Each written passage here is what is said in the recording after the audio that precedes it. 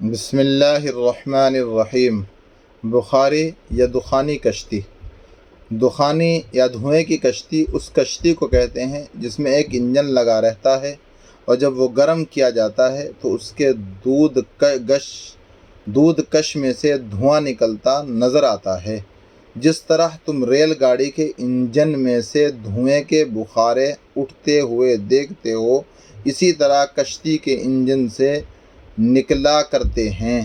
عام لوگوں نے جب یہ کیفیت دیکھی تو خیال کیا کہ کشتی دھوئیں کے زور سے چلتی ہے، اسی واسطے اس کا یہ نام تجویز کر لیا۔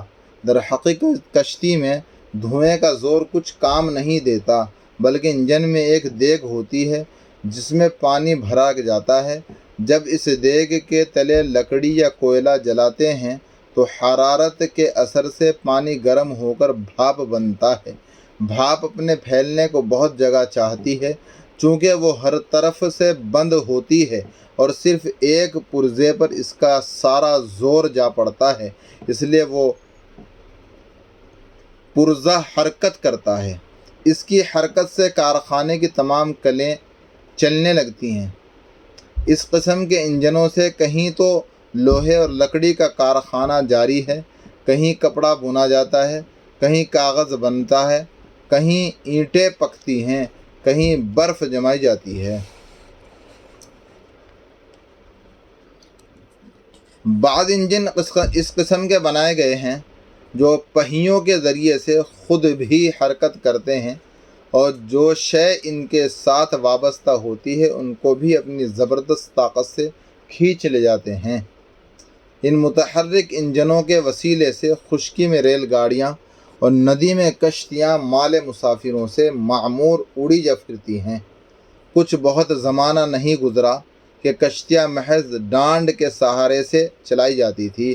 ڈانڈ کی حرکت سے ملاح پانی کو جھکولا دیتا تھا، پانی کے ہٹتے ہی کشتی آگے بڑھ جاتی تھی۔ اس ترکیب سے کشتی بہاؤ پر تو خوب چلتی، مگر دریا کے چڑھاؤ پر یا دھارے کو کاٹ کر یا باد مخالف کے مقابلے میں جانا البتہ دشوار تھا۔ جب بخار کی طاقت سے انواع و اقسام کی کلیں چلنے لگی تو ملک امریکہ میں ایک دانش مند نے اس کام پر توجہ کی کہ انجن کے ذریعے سے کشتی چلائے۔ اس نے کشتی میں ایک انجن لگایا اور اس کے ساتھ دو گھومتے پہیے کشتی کے اطراف میں قائم کیے۔ پہیوں میں چند ڈانڈ لگا دیے۔ جب بھاپ کی طاقت سے حرکت پیدا ہوئی تو انجن کی چرخیاں گردش کرنے لگی۔ ان کے وسیلے سے دونوں پہیے جو کشتی کے سروں پر لگائے گئے تھے چکر کھانے لگے۔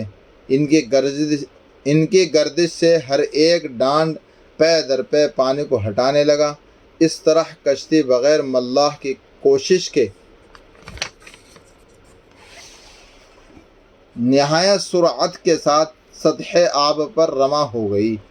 سب نے اس کشتی کو پسند کیا اور روز بروز اس کا رواج بڑھتا گیا، یہاں تک کہ امریکہ یورپ کے ملکوں میں بخاری کشتیوں اور جہازوں کی ساخت کے بڑے بڑے کارخانے قائم ہو گئے، اور جس قدر زمانہ گزرتا گیا دخانی کشتیوں کی ساخت میں اور مفید باتیں ایجاد ہوتی چلی گئی۔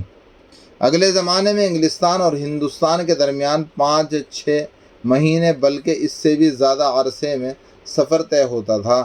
اب دخانی جہازوں کی بدولت 3 ہفتے سے زیادہ نہیں لگتے۔ پہلے باد مخالف اور طوفان کے مقابلے میں جہازوں کا کچھ قابو نہ چلتا تھا، مگر اب طوفان کے جھونکوں اور دریا کی موجوں کو ریلتا پیلتا سیدھا چلا جاتا ہے۔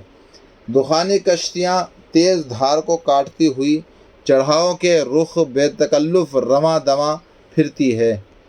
ان دخانی کشتیوں کی ایجاد نے سفر اور تجارت کو نہایت آسانی اور ترقی بخشی۔ برسوں کا سفر مہینوں میں اور مہینوں کا سفر ہفتوں میں قطع ہونے لگا، یا یوں سمجھو کہ دنیا سکڑ کر چھوٹی ہو گئی اور دور دراز کے ملک ایک دوسرے کے قریب آ گئے۔